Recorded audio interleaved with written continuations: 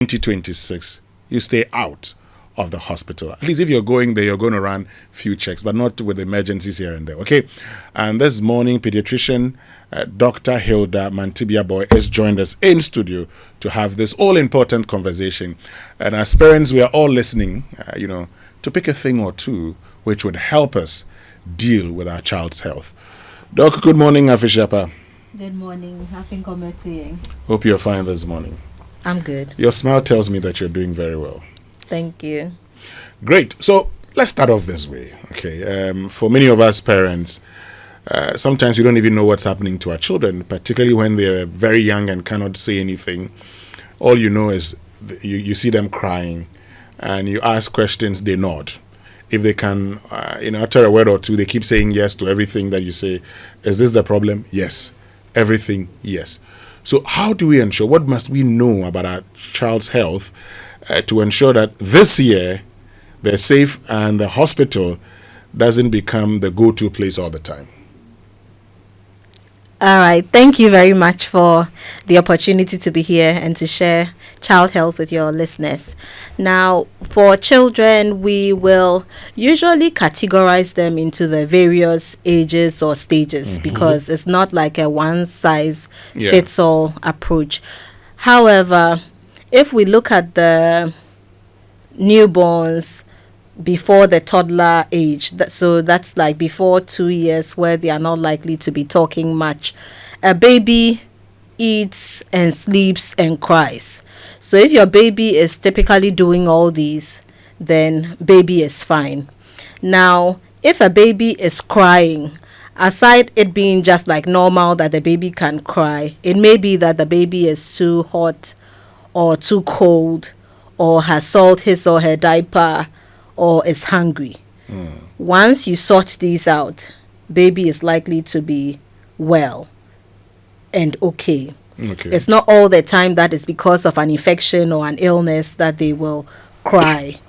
Now, in the toddler stages, when they are likely to be talking, depending on the age, though they may not be able to tell you exactly what is happening with them. But even for them, they also will eat, they'll play around, they will generally be fine unless there's some pain somewhere or they fell somewhere and that got them to become hit. Now, for them, preventive basically is really going to be about the environment, the home environment, because around that time they are playing a lot.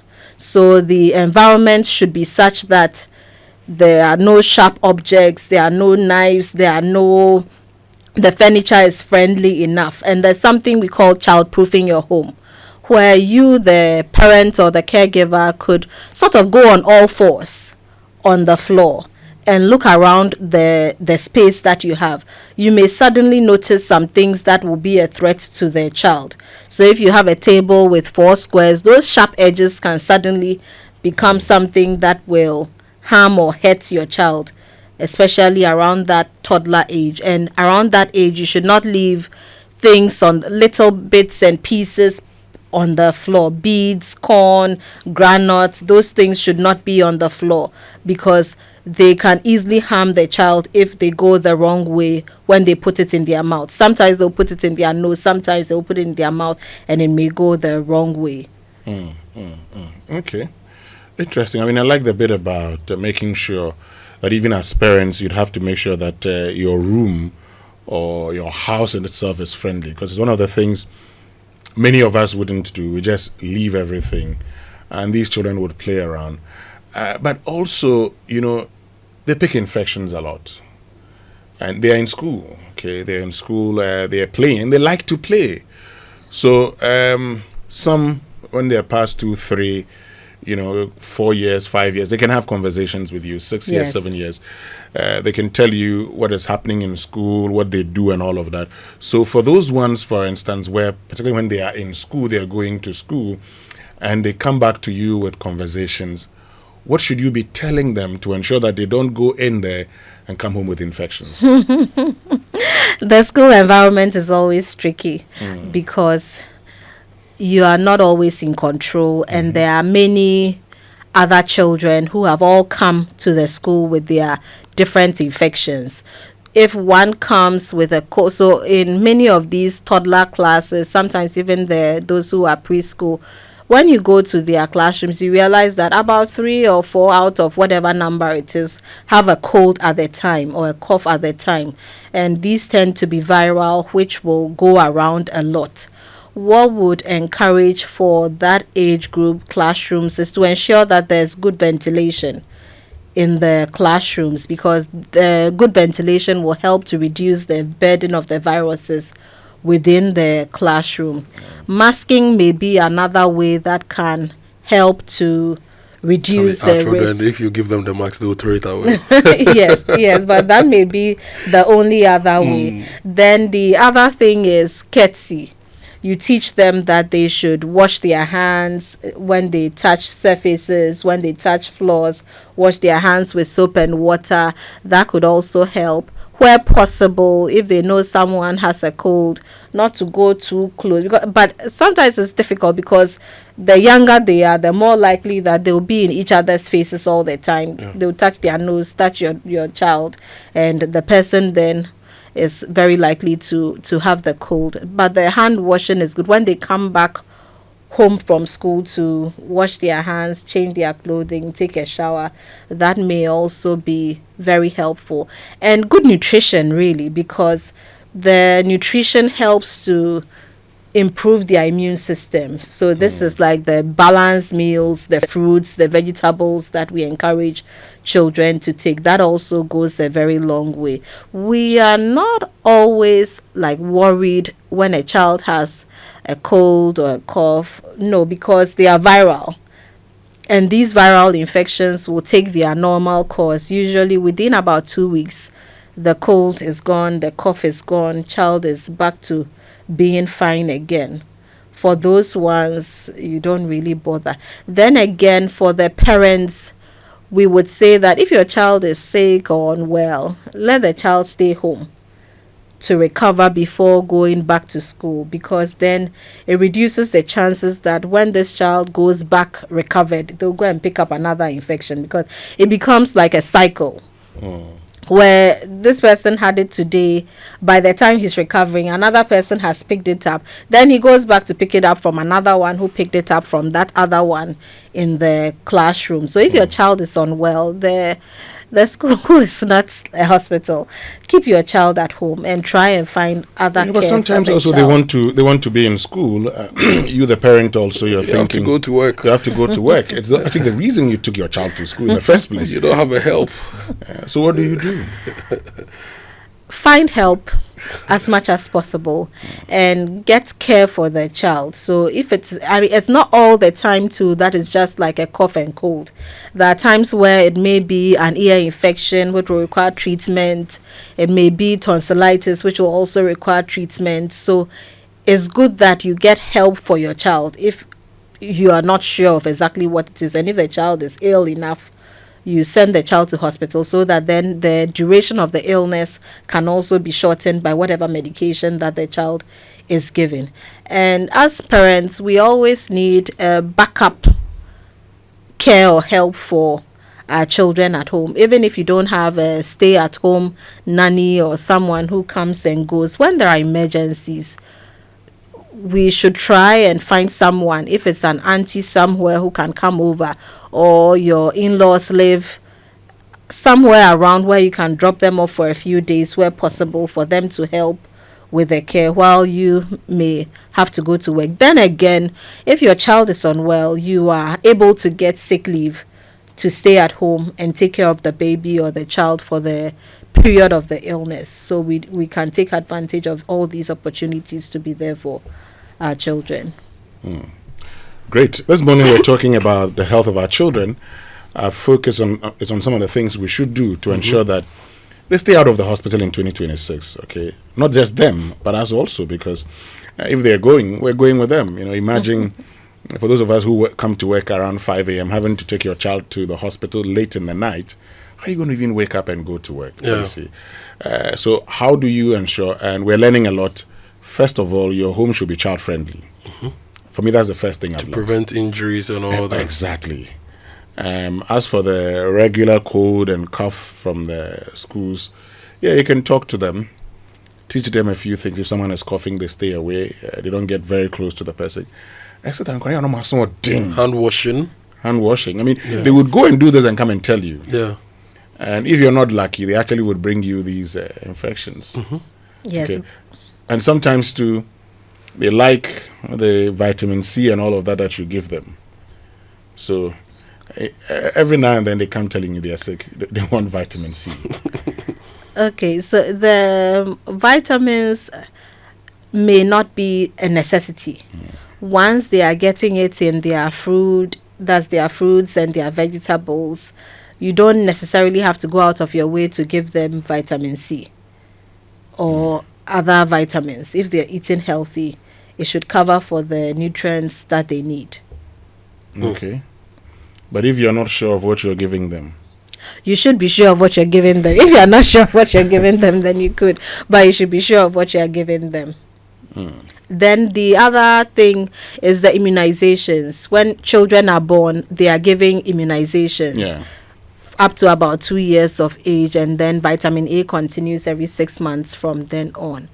This is also important because it helps to prevent them from getting infections. So the diarrheal diseases, some of them, and also the pneumonias, and so are also covered. So it's important that we ensure our children get the immunizations that they are supposed to get from birth. At this point, I'd like to encourage all of us, mother and father, that all antenatal and postnatal visits must be done together, so that you learn about all these immunizations. And I think it's helped me a lot going for antenatal and postnatal visits, helping me to appreciate the kind of challenges the child will go through and how we should embrace ourselves for those things. But doc, usually, especially for adults, beginning of the year, we advise that go to the hospital and run this test, go and run that test, go and run that test, and all that. And we do it. Some of us do it. How about children? Should we take them to the hospital to run specific tests beginning of the year or regularly to understand what's happening in their systems to be able to deal with them? Or they are just children, so we should just take care of them, enough good food, water, let them play, safe environment. When they fall ill, we bring them to the hospital. Permit me to make a comment on your assertion or encouragement of the fathers to get involved. Unfortunately, in our part of the world, we have a culture where a lot of the caregiving and the nurturing is left to women to do. And so even when men try to get involved, sometimes they are given names as if their wives are controlling them or they are not man enough. It is good or very important that the two who are bringing the child into the world, the two who are caring for the child are involved. And as you rightly said, it makes the father appreciate more or understand better and be better positioned to support the child's mother. There's nothing wrong with the man being the one feeding the child, for example, or changing the diaper or helping the child with the homework. All this helps to improve the bonding with the child. There are times when fathers will say that the mothers are poisoning the children against them and all that. The children are not dumb. They also see. So if they do not see you as interested in their welfare or showing any support or caring them, then they do not really feel connected to you. And that is why many times when children grow up, they'll buy cars for their mothers and buildings for their mothers And buy singlets and boxer shorts for their fathers. Or maybe even nothing at all. And then people will be asking that, where is their father? Well, so fathers need to invest not just money in their children. They should invest their time and they should try to be present for their children.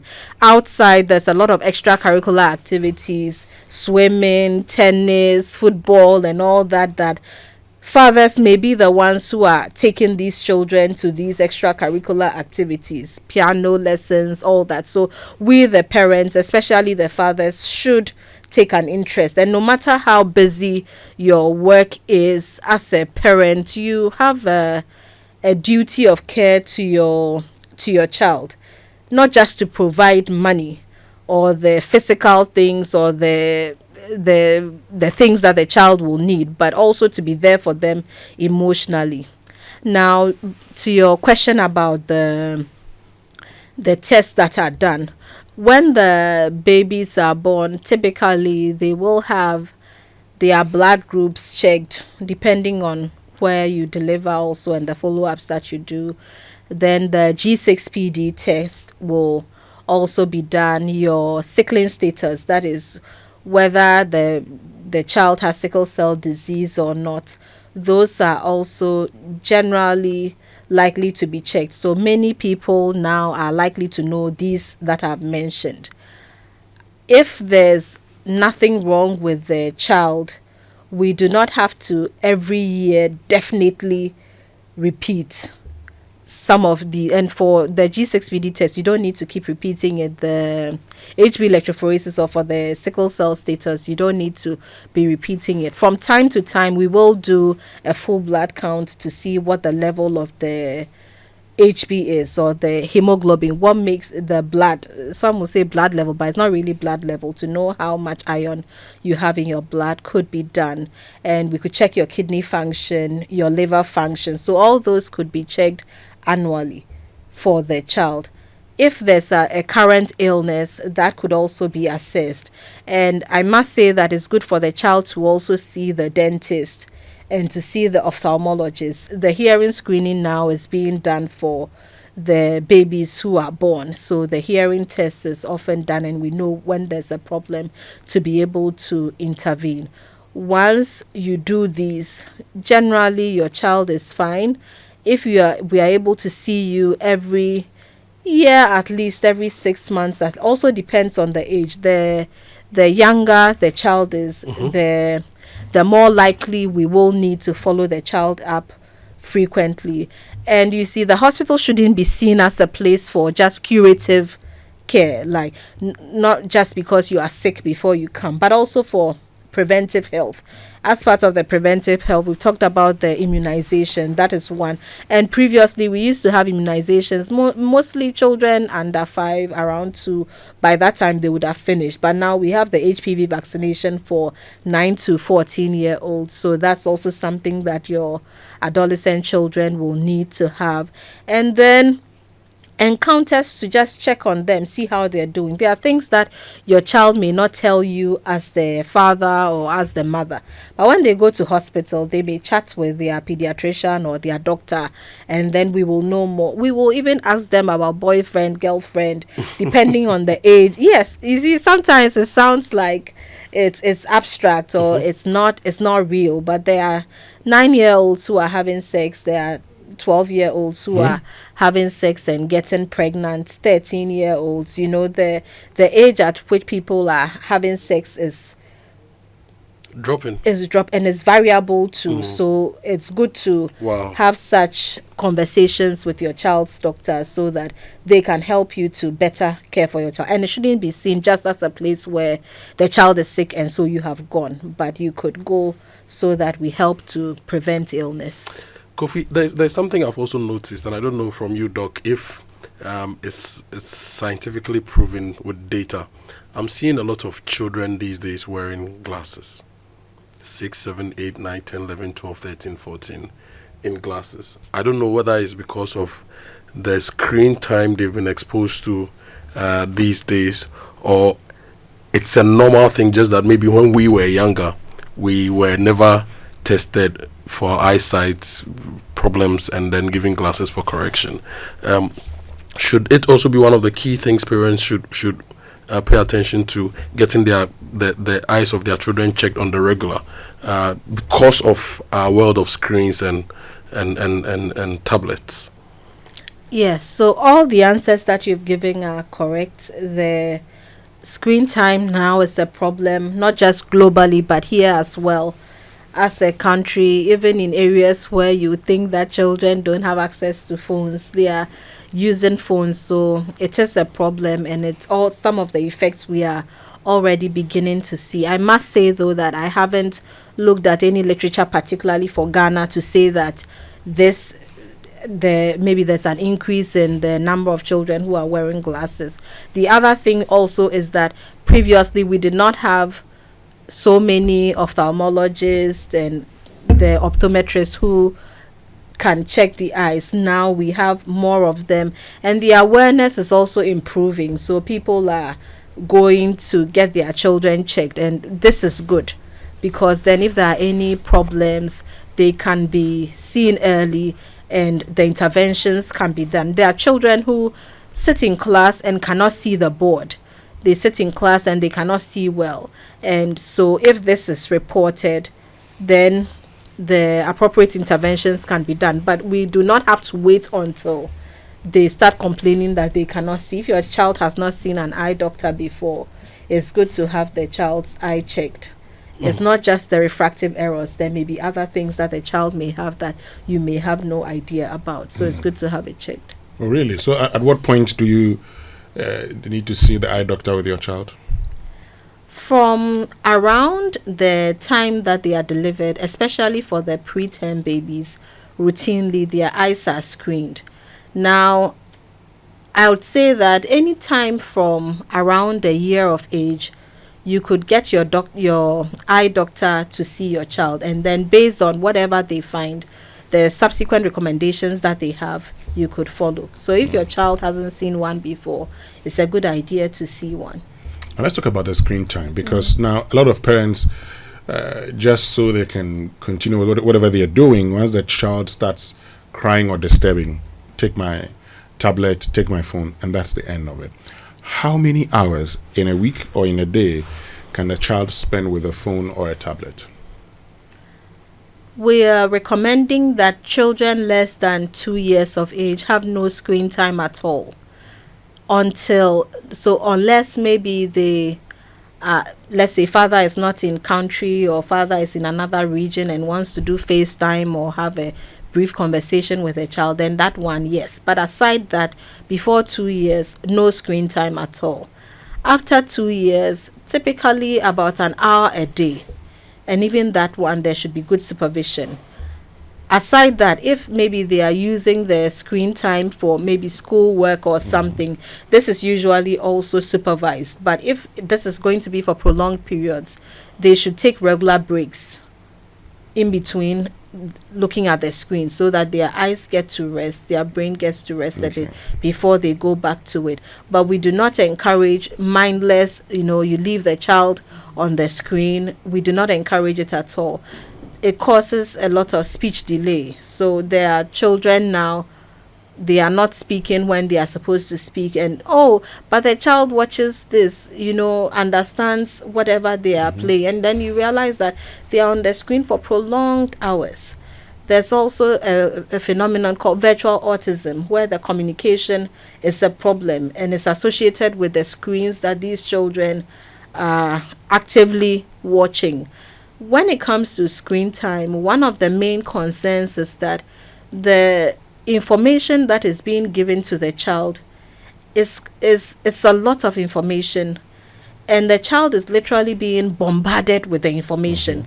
There's not much time for the child to process it or react or respond to it. It's just like one excitement to the other, one exciting scene, then it keeps going. In real life, that doesn't happen. If you are talking to a real human, it doesn't work like that. You speak, the person has the opportunity to think about it, respond. The person will smile to you, you smile to the person. So children who are getting stuck to these screens have a problem, not just with their communication, but also with empathy, with their ability to process things and do things that they need to do. Okay. How about sleep time? In this city, do you think children will get time to sleep? Well, it's important. With the traffic and everything. Sleep is very important to children, and not just for children. Even we adults need to have sleep to be able to function. So everybody needs good sleep to function. For children, from around birth, they may have about 19 hours, 18 hours of sleep in the 24 hours. Gradually, it sort of reduces as the melatonin levels increase in the human body. The typical older child, about 8 to 9 hours of sleep in 24 hours is recommended. And this helps them to be able to rest and for their brain to be able to function well. If you are sleep deprived, you are more likely to have mental health problems. So depression, anxiety, and all those are commoner amongst those who are sleep deprived. Even the cognition, your ability to function, your ability to think, process in class, stay awake in class, are all negatively affected if you are not sleeping well as a child. And so we encourage that parents will do all that it takes to ensure that their children have the sleep that they need. I know that now people are having to wake up very early to set off, some 4 a.m. to set off, to get to like Central Accra very early to get their kids to school and all that. So that is where we will speak to government, because it is whatever happens in the country, most of it will be done because the government has an interest, or the government is pushing the agenda. Now the real systems are being talked about. It is going to be very good if we can do this, because then you can connect the whole country. The benefits are many for agriculture, for tourism, for everything, but most importantly also for the health of the people. If people have to spend less time traveling, it will help to improve their mental health, productivity.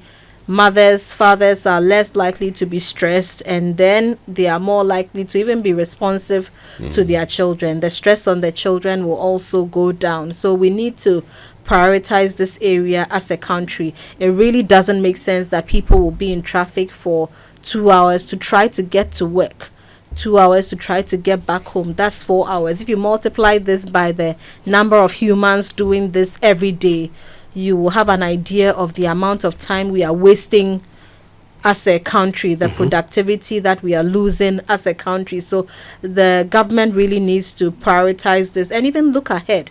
50 years from now, 40 years from now, how will the country be, the connections and the network? So we need to have the government prioritize this to reduce the stress on children too. And because of this also, sometimes they go to school without having their breakfast, which affects their nutrition, it affects their these attention. days, the schools also provide breakfast. Not all of them. There's some schools have actually realized some Dadabi schools. Not Dadabi. Because Saito schools. Because you realize that times that I've been on leave, that I have to take my son to school. Now he has to get to school at 7:30, but you'd have to leave home before 7 in order to get him to school before 7:30. And once he gets there, they're preparing. It goes through their lecture teaching periods. They close at 3:15. Pick them up, bring them home. Sometimes they're very tired. They get home and they are asleep. But once they sleep early, you know that they're going to wake up and are not going to sleep until you insist go and sleep. So I can agree with you on the traffic situation, because if the child is going to leave home before 7, what time is he going to wake up? Bearing in mind they take a long time to even prepare. So, and once you are around also, sometimes if you are not asleep, these children also don't want to sleep. Yes. So sometimes, yes, parents sleep early because the children have to sleep. So maybe it's something we should also learn, and that you sometimes would have to sleep early so that the children would also sleep early. Let's get some of your messages. Francis in Oyarifa says, let the children play. They will build their immunity. What do you say about that, Dr. Mantibia Boy? Yes, so the play is very important for child development. Through play, they may learn how to communicate with other children, how to wait for their turn. They may learn structure. The physical fitness that they get from the play is very good. Their interaction with the normal germs in the environment also helps to, in a way, build their immunity. So, yes. Now, this one says, good you mentioned sleep. These sports that have cropped up nowadays make so much noise, no one gets the sleep they need, only to get up so early to go to school. Okay, so we're talking about noise making within the city, and that makes it a bit difficult, for people to sleep. If the parents cannot sleep, how about the children who just want every opportunity to stay awake and play. Some of them just love the fact that they can play. All right, when it comes to the sleep at home and the time and all that, the routine within the home or the schedule within the home is important. Many people do very well in their offices, in their work, even in the schools, because there's a certain structure there. So the children know at this time we do this. When the bell rings, is this. So there's a structure. Within the home too, there needs to be a structure. There needs to be a structure that will ensure that there's also discipline. The children know what time they'll wake up. When they wake up, they know they have to do this, they have to do that, they have to do that. They know that this is the time that we leave for school. They know that this is the time we return from school. If we have to play, this is the time that we have to play. If we have to do homework, this is the time we have to do homework.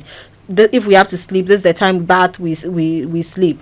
So once you establish a routine in your home, it helps to reduce the pressure on you as the parent, because you may have some work to do and cannot sleep early, even if you want to sleep so that the child will sleep. So once you create that culture or that structure, we call a system basically. So you treat your home as like a setup or an organization in a way, where you have systems in place, and that helps to make the children more disciplined. I'm not saying that there will not be times when maybe they'll sleep 20 minutes later or 15 minutes later or 30 minutes later, even for one reason or the other. But if you have the system in place, it helps the children to become disciplined and also reduce the pressure on you. This is the Super Morning Show. We are talking to Dr. Hilda Mantibia Boy. She's a pediatrician with the Korle Bu Teaching Hospital, and she's also the president of the Pediatric Society of Ghana. And we are basically talking about what every parent must know to keep their children out of the hospital in 2026. Doc, when we were talking earlier, you mentioned colds and flus. They are normal things. Even adults, at the moment, I'm suffering from it small. But what are some of the regular diseases that you treat every day in the hospital when it comes to children? And what must we know about these diseases to prevent them? And some of the symptoms we should look out for, and even if there are home remedies that we can apply before we get to the hospital.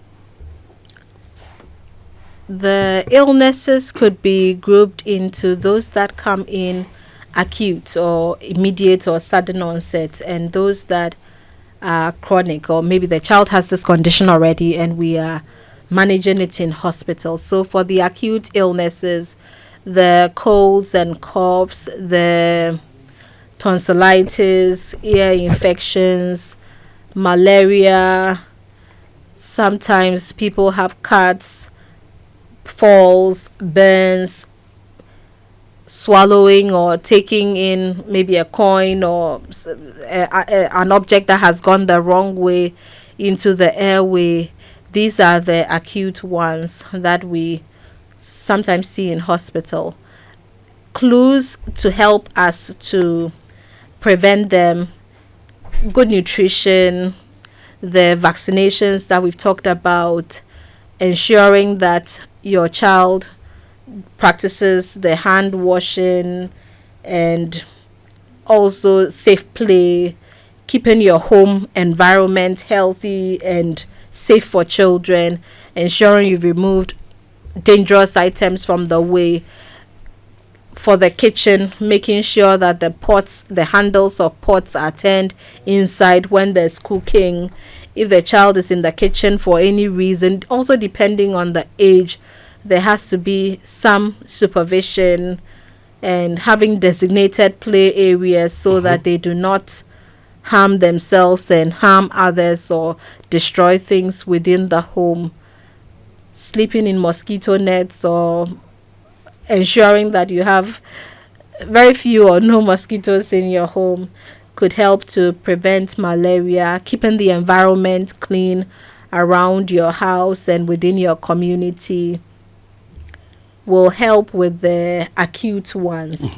Then if we look at the chronic illnesses, so let's say for something like sickle cell disease, ensure that your child comes to hospital, has his or her regular medications that we give to help to improve their health and reduce the chances that they will go into a crisis.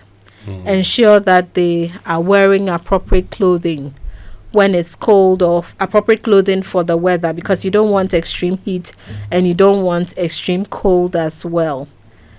Okay. Yeah, go ahead. You're making a point. If they become unwell too, you send them to hospital on time.